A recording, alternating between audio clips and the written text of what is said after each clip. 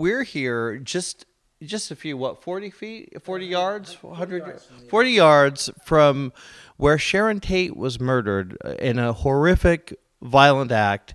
And right now I'm with a few friends that I'm gonna introduce to you. One of these guys made a film called House at the End of the Drive. I totally fucked the name up the first time. I'm sorry. First of all, I want to introduce everyone we have here so we know. My name is Mark Christopher Nelson, and I'm a psychic medium. I'm Barbara Nelson. I'm a psychic, sensitive, and paranormal investigator. I'm David Oman. I'm the producer-creator of House at the End of the Drive, the semi-biographical story about a man who buys a house down the street from a terrible murder, and his house is haunted. Tell us a little bit about the film and what made you decide to make this film about such a unique and horrifying event.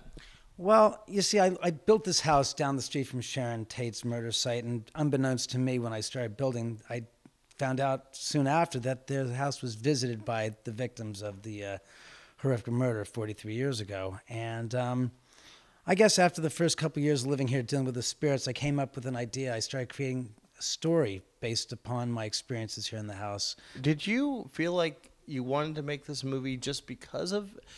was it for her? It seems like more of a homage to her story as opposed to remembering the murders. Yeah, a lot of people have asked me why I made the movie, and a lot of people have asked me why didn't I use the names of the victims and state a historical storyline. And I kind of didn't want to stick to their names because of the fact that the people who were going to gain the most notoriety and publicity would be the murderers. So I decided to take the names of the victims and omit them, but use their characterizations, their characters, and draw a parallel between the characters in the film and the characters in real life. We're going to be watching the finished film, but before then, we're going ghost hunting because we want to find some visitors. So let us know, what should we do? What do we need to do? What kind of attitude should we have? How should we approach this? I would say be open to the idea that they're here and respectful, and that Sharon has a gracious hostess, we'll call her. That's how she's been to Barbara and me and a lot of other people. And just come to this with this is a place where she spends a lot of time with David. David has helped her and all of the other victims feel like that they could come here and be comfortable. And David could speak to this better than me. I just know that when Barbara and I show up, they tend to have things to say. They let themselves be known that they're here, and that they express themselves in pretty specific ways. So it's a real interesting thing. Hopefully we're going to see or hear or feel something tonight.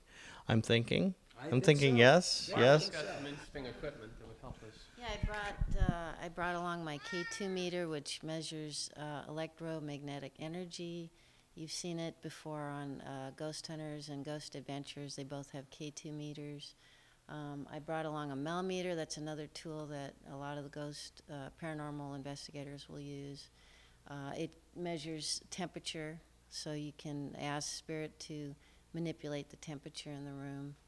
And I brought along my digital recorder, so we can actually, if they want to say something, we can record it. So. Holy shit, yeah. Let's do this.